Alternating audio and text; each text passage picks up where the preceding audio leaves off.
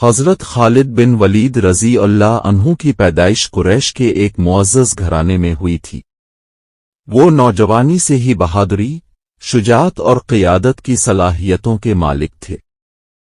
اسلام قبول کرنے کے بعد ان کی زندگی کا مقصد اللہ کے دین کو پھیلانا اور اللہ کے راستے میں جہاد کرنا بن گیا تھا۔ اسلام قبول کرنے کے بعد حضرت خالد بن ولید رضی اللہ عنہ کو کئی جنگوں میں حصہ لینے کا موقع ملا، مگر ان کی پہلی بڑی جنگ غزوہ موتہ تھی۔ اس جنگ کی اہمیت اور شدت کو سمجھنے کے لیے اس واقعے کا تذکرہ ضروری ہے۔ یہ غزوہ سن 8 ہجری میں پیش آیا۔ رسول اللہ صلی اللہ علیہ وآلہ وسلم نے حضرت حارث بن عمیر رضی اللہ عنہ کو شاباسر کے پاس خط دے کر بھیجا، مگر راستے میں حارث کو شرجیل بن عمرو غسان نے شہید کر دیا۔ اس واقعہ کے بعد مسلمانوں میں غم و غصے کی لہر دوڑ گئی۔ رسول اللہ صلی اللہ علیہ وآلہ وسلم نے ایک لشکر ترتیب دیا جس میں 3000 صحابہ کو شامل کیا گیا۔ حضرت زید بن حارثہ رضی اللہ عنہ کو لشکر کا سردار مقرر کیا گیا۔ رسول اللہ صلی اللہ علیہ وآلہ وسلم نے فرمایا کہ اگر حضرت زید شہید ہو جائیں تو حضرت جعفر بن ابی طالب رضی اللہ عنہ کو کمان سونپ دی جائے، اور اگر وہ بھی شہید ہو جائیں تو حضرت عبداللہ بن رواحہ رضی اللہ عنہ کو امیر مقرر کر دیا جائے، اور اگر وہ بھی شہید ہو جائیں تو مسلمانوں کو اختیار دیا گیا کہ وہ خود اپنا قائد منتخب کر لیں۔ لشکر روانہ ہوا اور مسلمانوں نے موتہ کے مقام پر پڑاؤ ڈالا۔ دوسری طرف دشمن کی تعداد 2 لاکھ تھی جو کہ مسلمانوں کی تعداد سے بہت زیادہ تھی۔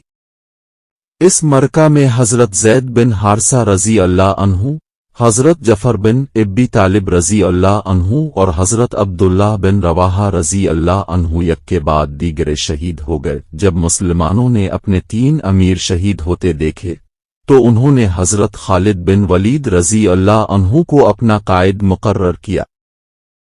حضرت خالد رضی اللہ عنہ کو اسلامی تاریخ میں سیف اللہ یعنی اللہ کی تلوار کے لقب سے جانا جاتا ہے۔ حضرت خالد بن ولید رضی اللہ عنہ نے اپنی عسکری حکمت عملی اور شجاعت کی بدولت اس جنگ کو شکست میں بدلنے سے بچا لیا۔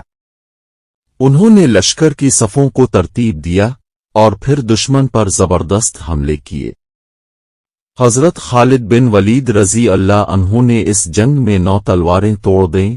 حضرت خالد بن ولید رضی اللہ عنہ نے رات کے اندھیرے میں لشکر کو میدان جنگ سے ہٹایا اور ایک ایسے مقام پر لے آئے جہاں سے دوبارہ حملہ کیا جا سکتا تھا۔ اس حرکت نے دشمن کو دھوکے میں ڈال دیا کہ مسلمانوں کی تعداد بڑھ چکی ہے، انہیں کمک مل گئی ہے۔ حضرت خالد رضی اللہ عنہ کی اس حکمت عملی کی وجہ سے دشمن گھبرا گیا اور مسلمانوں کو پیچھے ہٹنے کا موقع ملا۔ حضرت خالد رضی اللہ عنہ نے اس جنگ میں نہ صرف مسلمانوں کو تباہی سے بچایا بلکہ اسلامی لشکر کو دوبارہ منظم کیا۔ غزوہ موتہ اسلامی تاریخ کی ایک بڑی جنگوں میں شمار ہوتی ہے۔ حضرت خالد بن ولید رضی اللہ عنہ کی قیادت میں مسلمانوں نے اس جنگ کو بظاہر ہار کے باوجود ایک کامیاب نتیجہ تک پہنچایا۔ یہ جنگ اسلامی فوجوں کے لیے ایک اہم تجربہ ثابت ہوئی اور حضرت خالد بن ولید رضی اللہ عنہ کو اسلامی تاریخ میں عظیم سپہ سالار کے طور پر پہچانا گیا۔ حضرت خالد بن ولید رضی اللہ عنہ کی شجاعت، حکمت عملی اور اللہ پر بھروسہ آج بھی مسلمانوں کے لیے ایک مثال ہے۔ ان کی قیادت میں ہونے والی جنگیں ہمیشہ اسلامی تاریخ کے روشن ابواب میں شمار ہوتی ہیں۔